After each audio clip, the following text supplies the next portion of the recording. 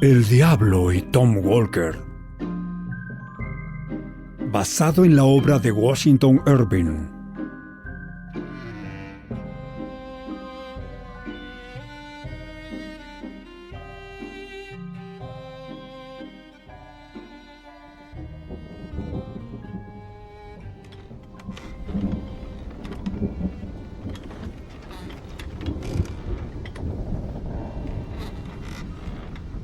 Cerca de Boston, en Massachusetts, existe un pantano repleto de árboles gigantes. Bajo uno de estos árboles, de acuerdo con viejas historias, había una gran cantidad de tesoros enterrados por el pirata Kidd. Las viejas historias añaden además que el diablo estaba presente durante el ocultamiento del dinero y lo tomó bajo su custodia. Sea como sea, Kidd nunca regresó a recoger su riqueza. Fue atrapado poco después en Boston, enviado a Inglaterra y colgado allí por pirata. Cerca del año 1727, vivía cerca de este lugar un tipo huraño y mezquino, llamado Tom Walker. Tenía una esposa tan desagradable como él. Eran tan miserables que incluso conspiraban para estafarse uno al otro. Su marido continuamente husmeaba por todos lados para detectar sus tesoros secretos escondidos, y tuvieron muchos y terribles conflictos sobre lo que debía haber sido su propiedad en común. Vivían en una casa de aspecto desolado que estaba aislada y tenía un aire de hambruna. El humo nunca salía por su chimenea. Ningún viajero se detenía ante su puerta. La casa y sus ocupantes tenían mala fama. La esposa de Tom era una gran pendenciera, de temperamento feroz, voz fuerte y brazo poderoso. Su voz a menudo era escuchada en la guerra de palabras con su marido, y su rostro a veces mostraba señales de que sus conflictos no se limitaban a palabras. Nadie osaba, sin embargo, enredarse entre sus discusiones. El caminante solitario se espantaba ante el horroroso griterío y continuaba su camino a toda prisa.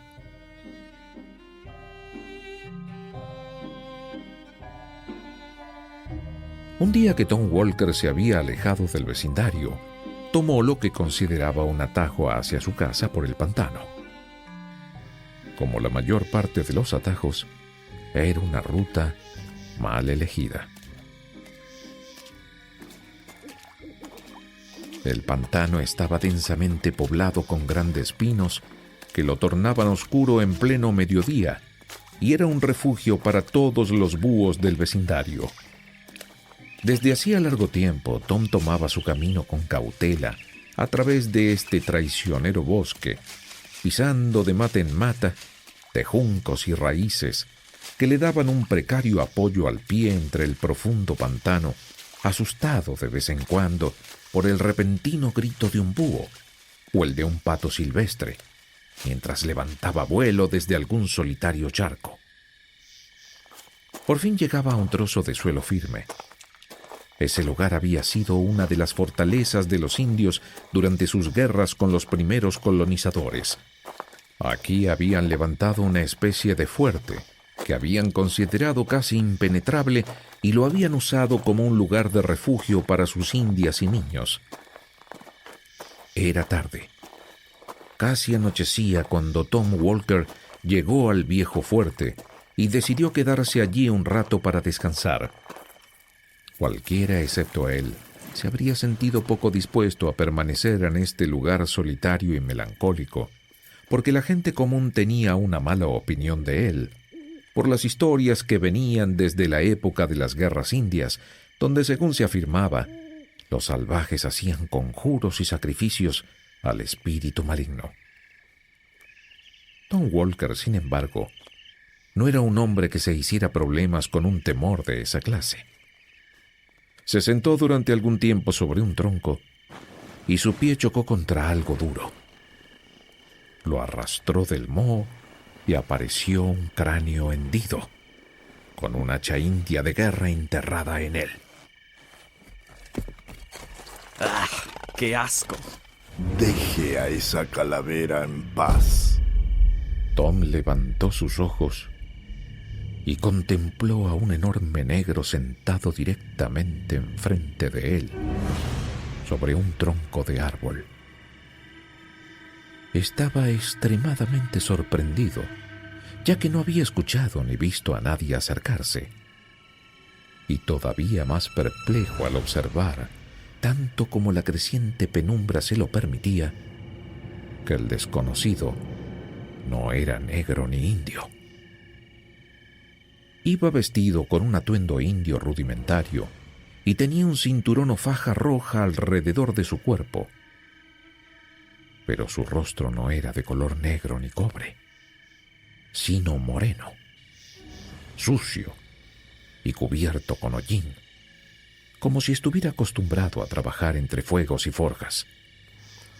¿Qué está haciendo en mi territorio? ¿Su territorio? Este pantano le pertenece al diácono Peabody. El diácono Peabody está condenado, como le ocurrirá a usted si no mira más sus propios pecados y menos a los de sus vecinos. Allí, vea cómo está el diácono Peabody. Tom miró en la dirección que apuntaba el desconocido y contempló uno de los grandes árboles sin gracia ni vida, sino podrido hasta la médula, y vio que había sido talado casi por completo. Sobre la corteza del árbol estaba tallado el nombre del diácono Peabody, un hombre eminente que había amasado dinero por astutos negocios con los indios. Ahora miró los árboles a su alrededor y encontró que la mayoría de los más altos estaban marcados con el nombre de algún gran hombre de la colonia, y todos más o menos cortados con el hacha. El diácono Peabody está listo para quemarse. Como verá, es probable que tenga una buena reserva de leña para el invierno. Pero, ¿qué derecho tiene usted de cortar los árboles del diácono Peabody? El derecho de un reclamo previo. Este bosque me pertenecía mucho antes de que uno de su raza cara pálida pusiera un pie sobre esta tierra. Y por favor, ¿quién es usted? Si me permite la osadía. Oh, me conocen por varios nombres. Soy el cazador salvaje en algunos países, el minero negro en otros. En este vecindario me conocen por el nombre de El Leñador Negro. Soy ese a quien los hombres rojos consagraron este sitio, y en honor de quien asaban a un hombre blanco de vez en cuando por medio de un sacrificio de dulce aroma. Desde que los hombres rojos fueron exterminados por ustedes, salvajes blancos, me divierto presenciando las persecuciones de cuáqueros y anabaptistas. Soy el gran patrocinador y apuntador de los comerciantes de esclavos y el gran maestro de las brujas de Salem. El resultado de todo lo cual es que, si no entiendo mal, usted es comúnmente llamado Satanás. El mismo, a su servicio.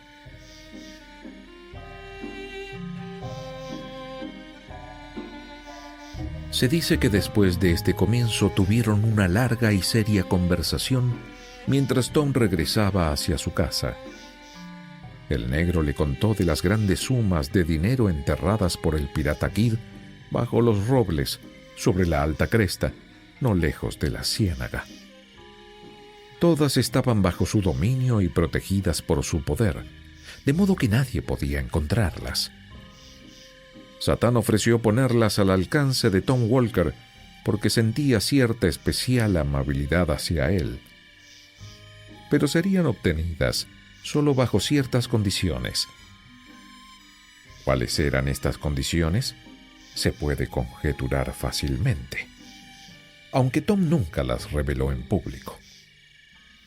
Deben haber sido muy difíciles, porque él necesitó tiempo para pensar en ellas. Cuando llegaron al borde del pantano, el desconocido se detuvo. ¿Qué prueba tengo de que todo lo que me está diciendo es verdad? Es un contrato, y todos los contratos se sellan con una firma. Esta es la mía. El demonio presionó su dedo sobre la frente de Tom. Y después de decirlo, se volvió hacia los arbustos del pantano.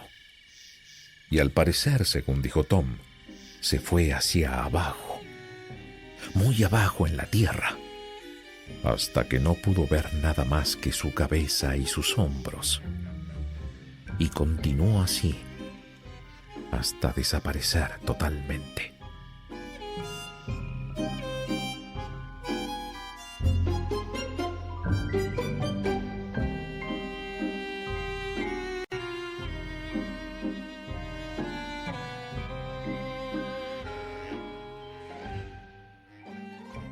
Cuando Tom llegó a su casa, encontró la impresión de un dedo, como si estuviera quemada en su frente, y que nada podía quitar.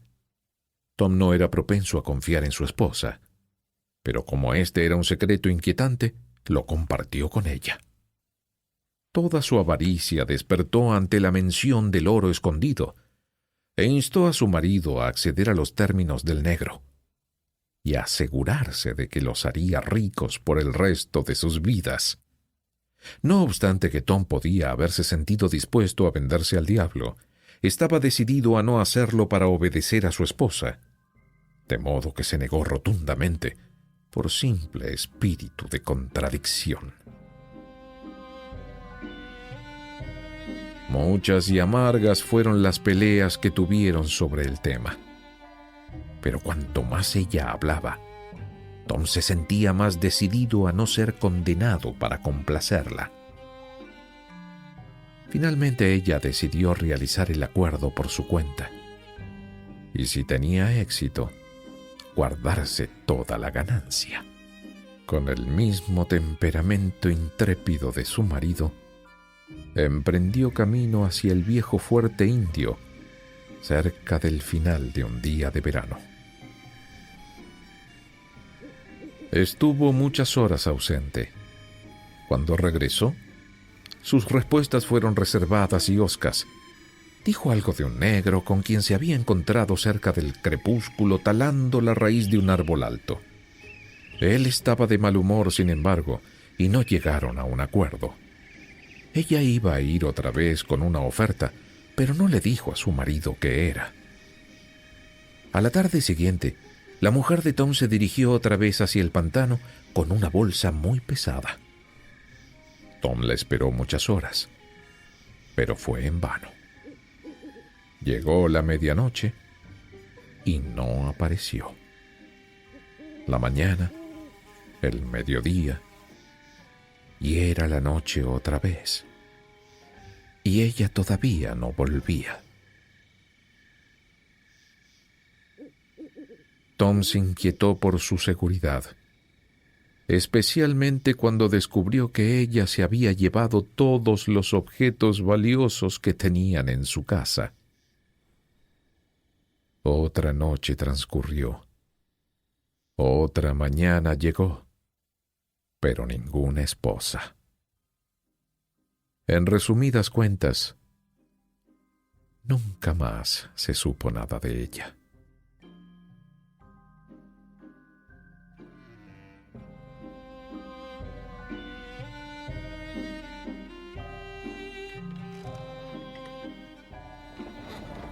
¿Cuál fue su verdadero destino? Nadie lo sabe. Y como consecuencia, muchos fingían saberlo. Es uno de esos hechos que se han vuelto confusos por una variedad de historiadores. Algunos afirmaban que se perdió entre los intrincados laberintos del pantano y que se hundió en alguna ciénaga u hoyo. Otros sugerían que se había fugado con el botín familiar y que había huido a alguna otra provincia, mientras que otros conjeturaban que el tentador la había atraído con un señuelo hacia un sombrío pantano, encima del cual fue encontrado su sombrero. Jamás se sabrá.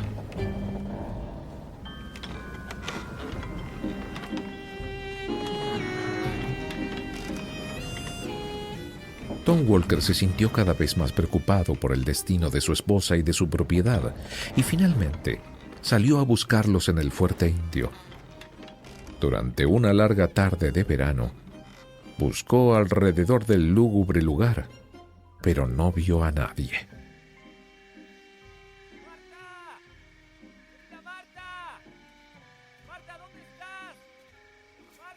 Gritó su nombre repetidamente, pero ella no estaba en ningún lugar para escucharlo.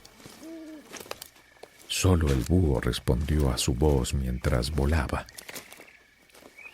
Por fin, se dice, justo en la hora parda del anochecer, cuando los búhos empiezan a ulular y los murciélagos a revolotear, su atención fue atraída por los gritos de los cuervos que volaban sobre un ciprés. Miró hacia arriba y contempló una bolsa que colgaba de las ramas del árbol con un gran buitre posado a su lado, como si lo vigilara. Era la de su esposa, con todos los objetos de valor que ella se había llevado. Exaltado, mientras trepaba al árbol, el buitre extendió sus anchas alas y se alejó volando con un grito hacia las profundas sombras del bosque. Tom bajó con la bolsa, pero adentro solo encontró un corazón y un hígado.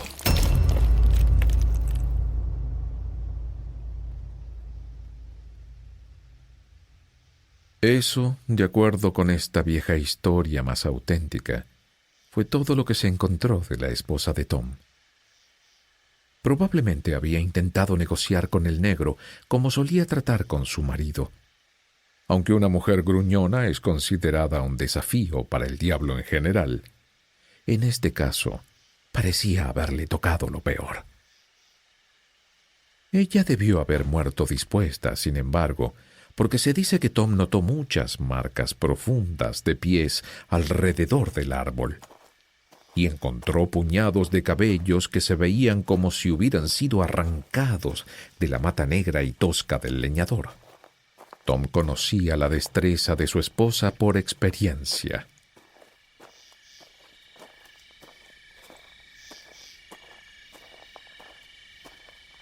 Vaya, Satanás debe haber pasado un mal momento.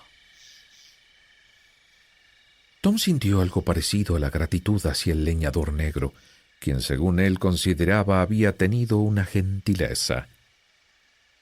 Por lo tanto, trató de cultivar alguna amistad posterior con él, pero no lo volvió a ver durante mucho tiempo.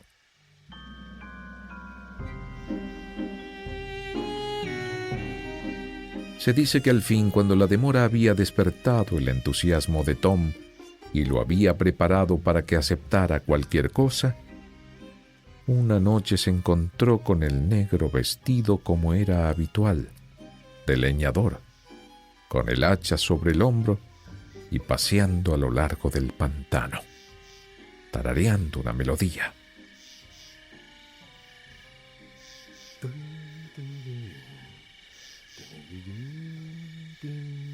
Fingió recibir las sugerencias de Tom con gran indiferencia.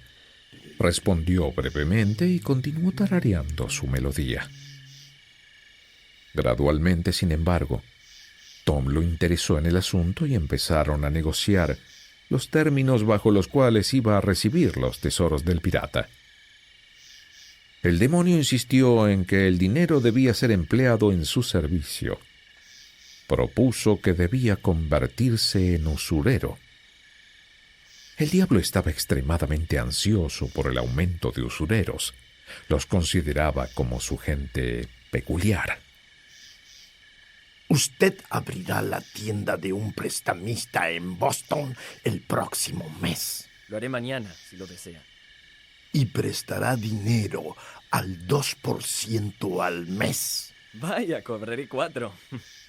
conseguirá contratos a la fuerza, ejecutará hipotecas y llevará a los comerciantes a la quiebra. Sí, los volveré locos. Usted es el usurero de mi dinero. ¿Cuándo querrá el tesoro? Esta misma noche. Hecho. Hecho.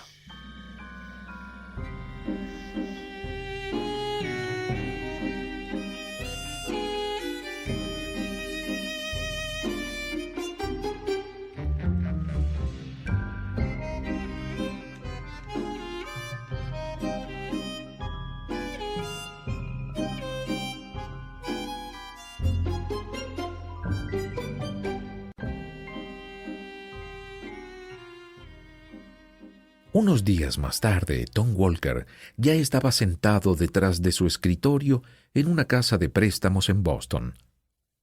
Su reputación de ser un hombre lleno de riquezas, que prestaba dinero con buena consideración, pronto se extendió.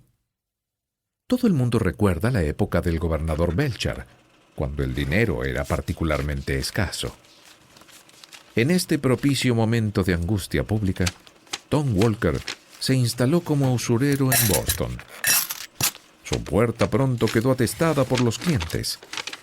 El necesitado y el aventurero, el especulador apostador, el inmobiliario soñador, el comerciante derrochador, el que no tenía crédito.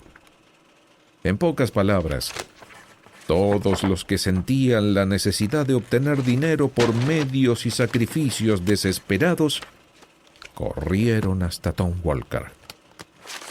Por lo tanto, Tom era el amigo universal de los necesitados y actuaba como un amigo en la necesidad, o sea, siempre exigía un exacto pago y seguridad.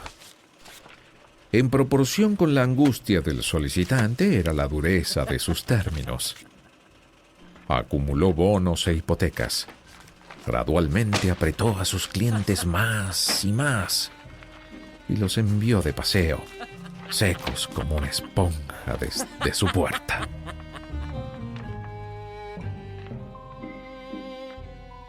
De esta manera hizo mucho dinero y se convirtió en un hombre rico y poderoso. Construyó, como de costumbre, una enorme casa por ostentación, pero dejó la mayor parte de ella incompleta y sin amueblar por tacañería. Incluso tenía un carruaje por la plenitud de su vanagloria, aunque casi hacía pasar hambre a los caballos que lo jalaban. Y mientras las ruedas sin grasa gemían y chirriaban sobre los ejes, uno habría pensado que escuchaba las almas de los pobres deudores a quienes estaba estrujando.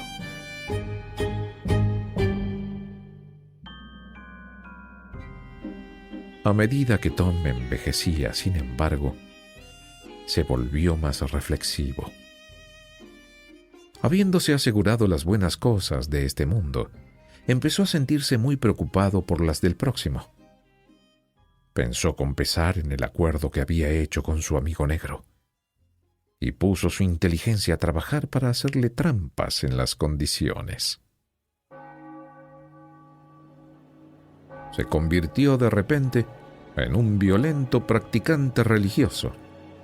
Rezaba fuerte y enérgicamente, como si el cielo fuera a ser tomado por la fuerza de sus pulmones. Efectivamente, uno siempre podía decir cuándo había pecado más durante la semana por el clamor de su devoción dominical. Tom era tan inflexible con los asuntos religiosos como con los del dinero. Era un severo supervisor y censuraba a sus vecinos.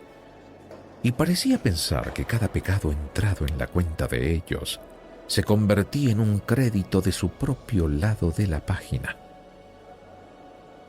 El fanatismo de Tom se volvió tan notorio como su riqueza. Sin embargo, a pesar de toda esta atención extenuante a las formas, Tom tenía un oculto temor de que el diablo, después de todo, obtendría su paga. Para que no lo tomara por sorpresa, Se decía que siempre llevaba una pequeña Biblia en el bolsillo de su abrigo. Tenía también una enorme Biblia sobre el escritorio de su casa de préstamos, y con frecuencia era encontrado leyéndola cuando la gente lo buscaba por asuntos de negocios. En tales ocasiones, colocaba sus gafas verdes en el libro para marcar el lugar, mientras se daba media vuelta para realizar algún contrato usurario.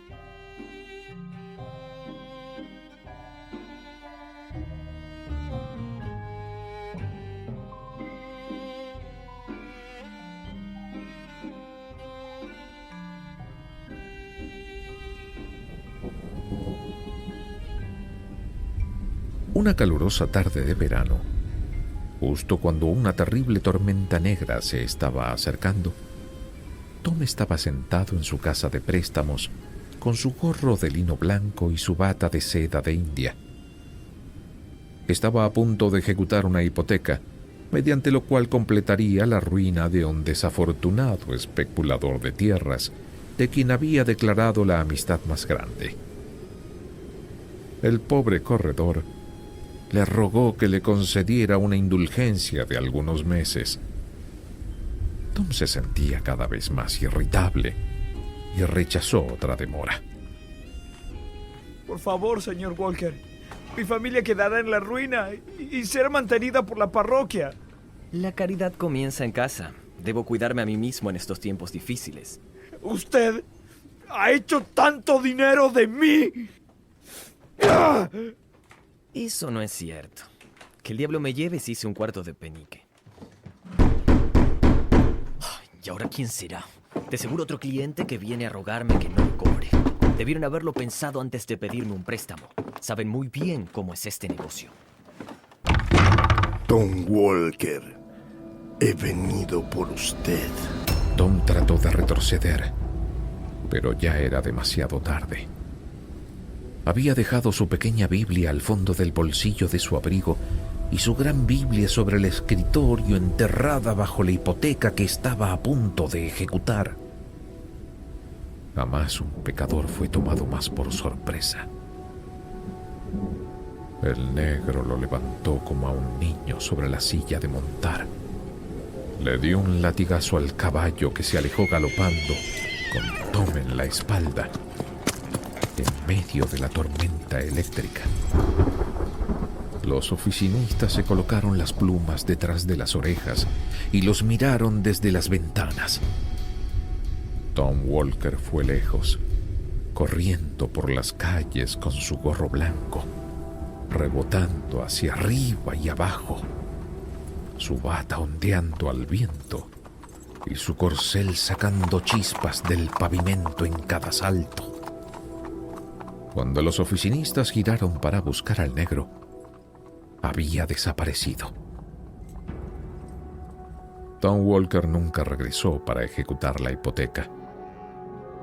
Un campesino que vivía al borde del pantano informó que en medio de la ráfaga había escuchado un gran alboroto de pezuñas y un aullido a lo largo del camino, y que corrió a la ventana para captar la visión de una figura como la que acabo de describir, sobre un caballo que galopaba como loco a través del campo, sobre las colinas, y que bajó en el oscuro pantano de cicutas hacia el viejo fuerte indio, y que poco después un rayo cayó en esa dirección que pareció incendiar todo el bosque.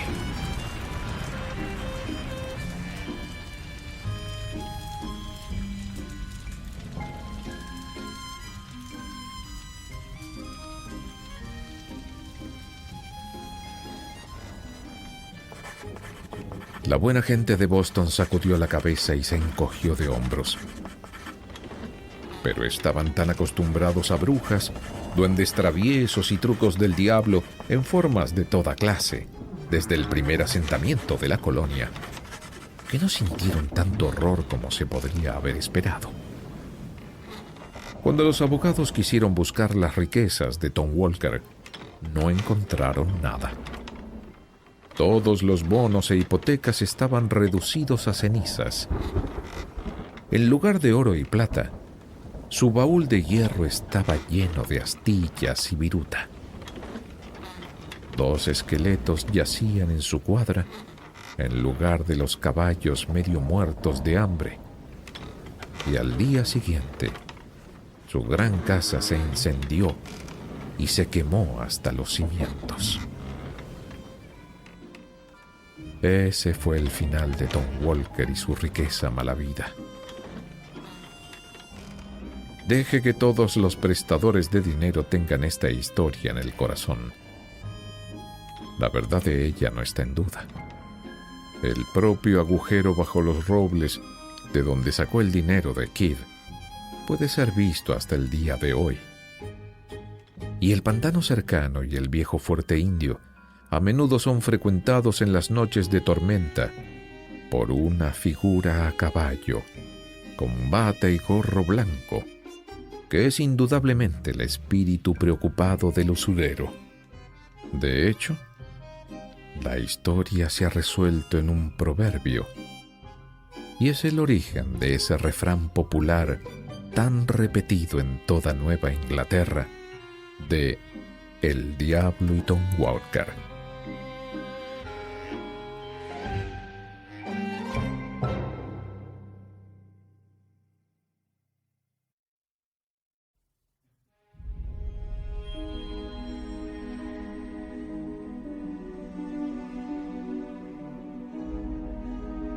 Cuentos de terror y misterio.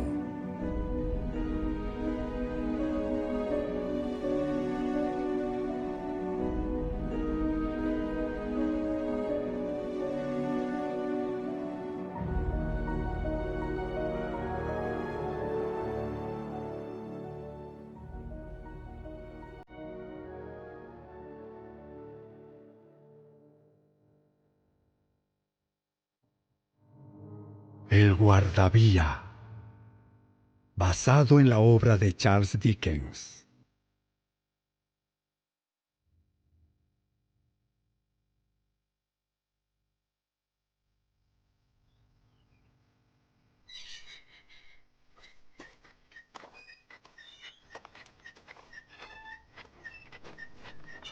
Oiga usted, allí abajo.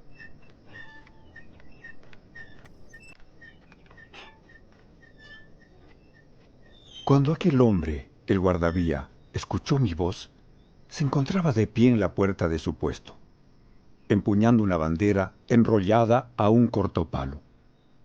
Cualquiera hubiera pensado, teniendo en cuenta la naturaleza del terreno, que no cabía duda alguna sobre la procedencia de la voz.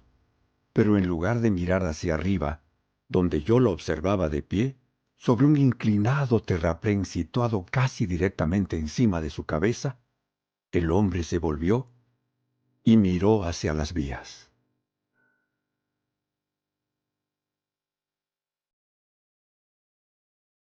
Hubo algo especial en su manera de hacerlo, pero, aunque me hubieran apuntado con una pistola, no habría podido explicar en qué consistía.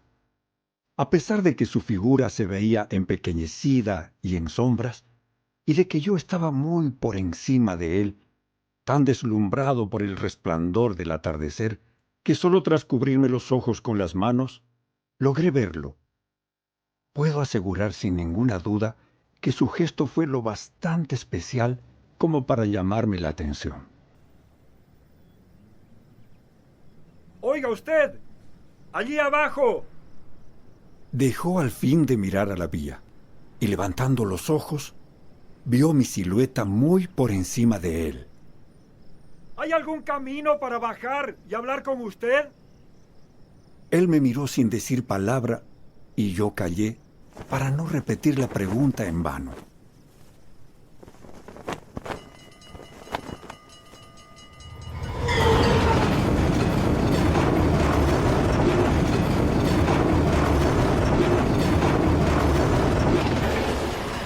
El repentino paso del tren me sobresaltó hasta el punto de hacerme brincar hacia atrás, como si quisiera arrastrarme consigo. Cuando todo el vapor del tren fue diluyéndose en el paisaje, volví a mirar hacia abajo y vi al guardavía volviendo a enrollar la bandera que había agitado al paso del tren. ¿Hay algún camino para bajar hacia allí? El hombre volvió a mirarme durante un momento, en el cual pareció estudiarme con suma atención. Luego señaló con la bandera enrollada hacia un punto situado a unos 3 o 4 metros de distancia de donde yo estaba. Muy bien, ahora bajo. Espéreme.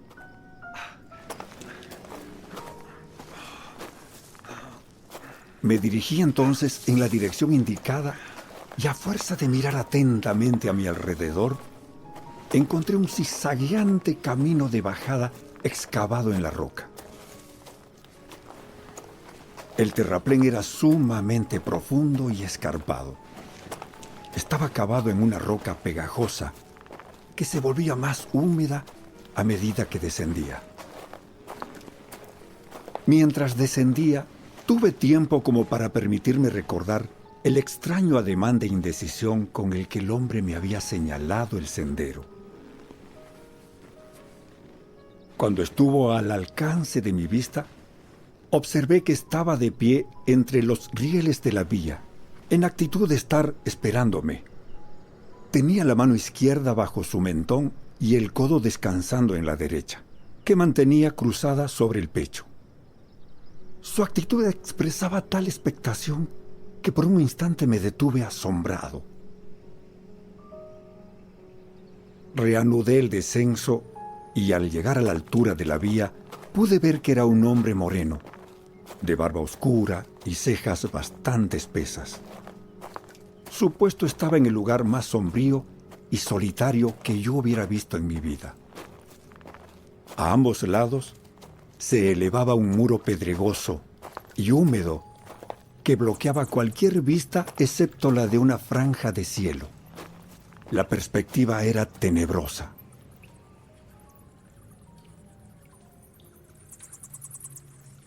Uno de los lados del muro terminaba en la entrada a un negro túnel, de cuya compacta estructura se desprendía un aspecto deprimente y amenazador. Sobre la boca del túnel había una lámpara que emitía unos resplandores rojizos que aumentaban la extrañeza del sitio. Aquel lugar era muy oscuro, con un intenso olor a tierra húmeda, donde circulaba un viento tan helado que penetraba hasta lo más profundo. Sin darme cuenta, avancé hacia el hombre tan cerca que hubiese podido tocarlo. Sin quitarme los ojos de encima, ni aun entonces, dio un paso atrás y levantó la mano. Al contemplar sus ojos fijos y su sombrío rostro, me asaltó la extravagante idea de que era un espíritu, no un hombre. Desde entonces, al recordarlo, he especulado con la posibilidad de que su mente estuviera sufriendo una alucinación. Oh, perdón. Caminé sin darme cuenta. Es que me distraje pensando en lo solitario que es este puesto. Buenas tardes. Buenas tardes. En realidad el lugar me llamó mucho la atención cuando lo vi desde allá arriba. Y luego lo vi a usted allí parado.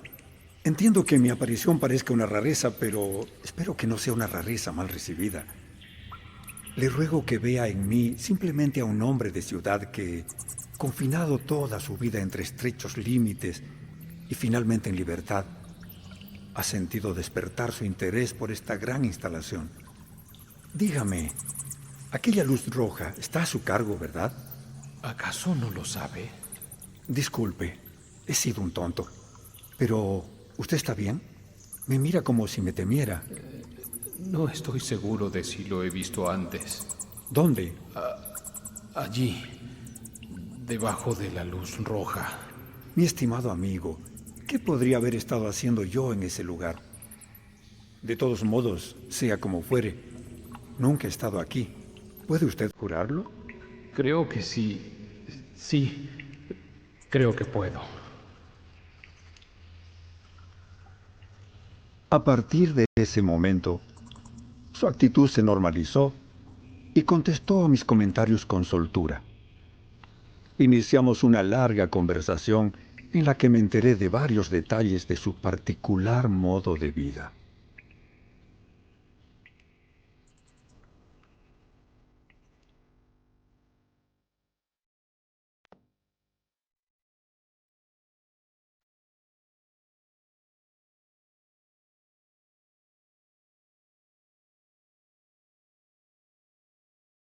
Ese hombre, el guardavía, tenía mucho que hacer en aquel sitio. Tenía suficiente responsabilidad sobre sus hombros, es cierto, pero lo que más se requería de él era puntualidad, precisión y vigilancia, más que trabajo propiamente dicho. El trabajo manual era muy poco. Cambiar alguna señal, vigilar las luces y dar la vuelta a una manivela de hierro de vez en cuando. Eso era todo. Respecto a todas aquellas largas y solitarias horas que tenía que tolerar, solo podía decir que se había acostumbrado a aquella rutina.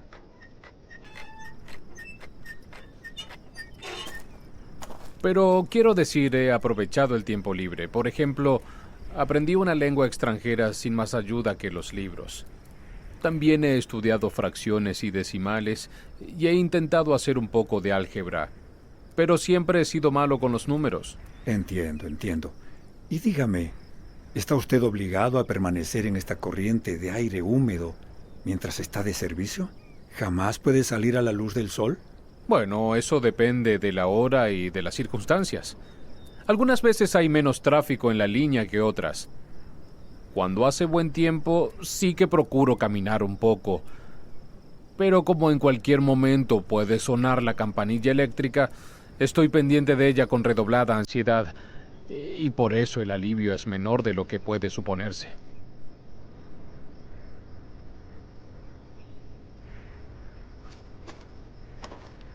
Luego me invitó a pasar al interior de su puesto, donde había una chimenea, un escritorio para un libro oficial en el que tenía que registrar entradas, un telégrafo con sus indicadores y sus agujas y la campanilla que había mencionado. Preparó café para ambos.